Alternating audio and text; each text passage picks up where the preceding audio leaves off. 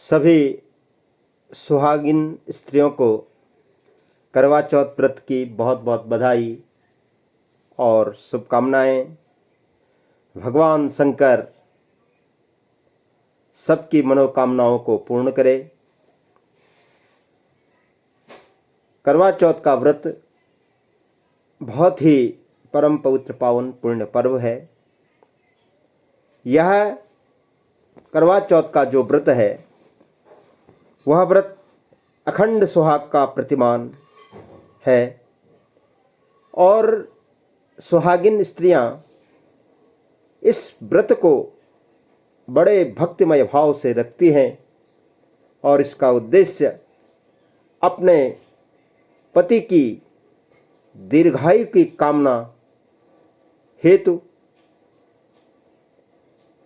बिना जल के रह करके भगवान चंद्रमा के दर्शन कर उन्हें अर्घ दे करके जल ग्रहण करती हैं।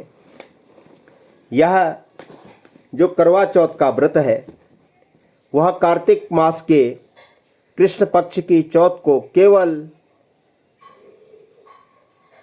चंद्रमा की ही पूजा नहीं होती है, बल्कि शिव और पार्वती,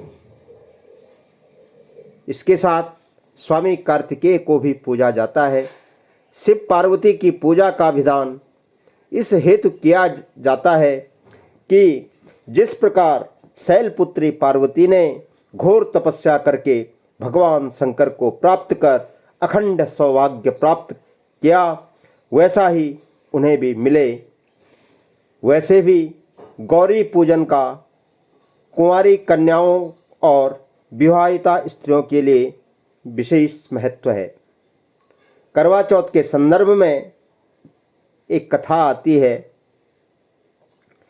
कि इंद्रप्रस्थ नगरी में वेद शर्मा नामक एक विद्वान ब्राह्मण, जिसके 7 पुत्र थे और एक पुत्री थी।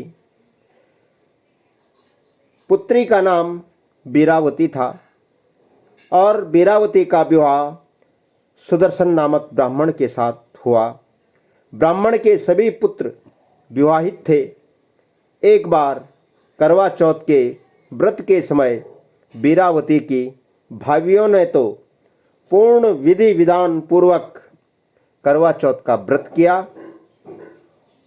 और भगवान चंद्र को अर्घ दे करके जल ग्रहण किया।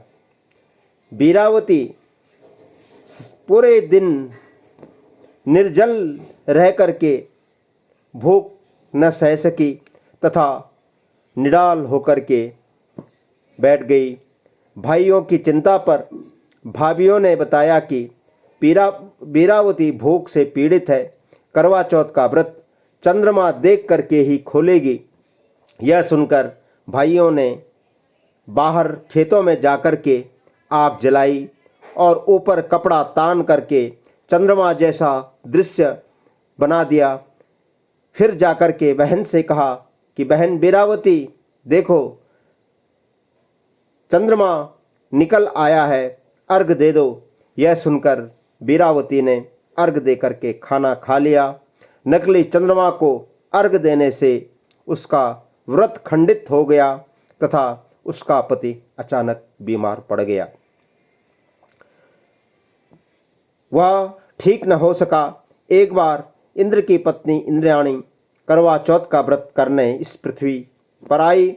उसका पता लगने पर बीरावती ने जाकर के इंद्राणी से प्रार्थना की, उसके पति के ठीक होने का उपाय बताएं। इंद्राणी ने कहा, तेरे पति की यह दशा तेरी ओर से हुई है, क्योंकि जब तूने करवा चौथ का व्रत रखा था तो विधि विधान पूर्वक तुमने उसका पालन नहीं किया, उस व्रत को नियम और संयम से नहीं किया, इसी वजह से तुम्हारा यह पति बीमार हुआ है। तुम विधि विधान पूर्वक करवा चौथ का जो व्रत है उस व्रत की पूर्ण विधि विधान से पूजन अर्चन कर भगवान चंद्र को अर्घ दे करके पुनः इस व्रत को प्रारंभ करो। और जब तुम विधि विधान से इस व्रत को करोगी तब तुम्हारा पति बिल्कुल स्वस्थ हो जाएगा। यह सत्य है। इंद्रायणी की बात को सुनकर वीरावती ने विधि विधान से करवा चौथ के व्रत का पूजन किया। विधि विधान से, नियम और संयम से रह करके भगवान चंद्र को अर्घ दे करके जल ग्रहण किया और इतना करने पर उसका पति स्वस्थ हुआ। तो करवा चौथ की व्रत की कथा बहुत ही सुंदर है और सुहागिन स्त्रियों के लिए यह एक साधना का विषय भी है। पूरे दिन भर बिना जल ग्रहण किए रहना और जब तक चंद्रमा ने दर्शन नहीं दिया तब तक किसी प्रकार का जल ग्रहण नहीं करना है। वास्तव में यह सुहागिन स्त्रियों के लिए एक बहुत बड़ी तपस्या है। तो भगवान सबकी मनोकामनाओं को पूर्ण करे। इन्हीं शुभकामनाओं के साथ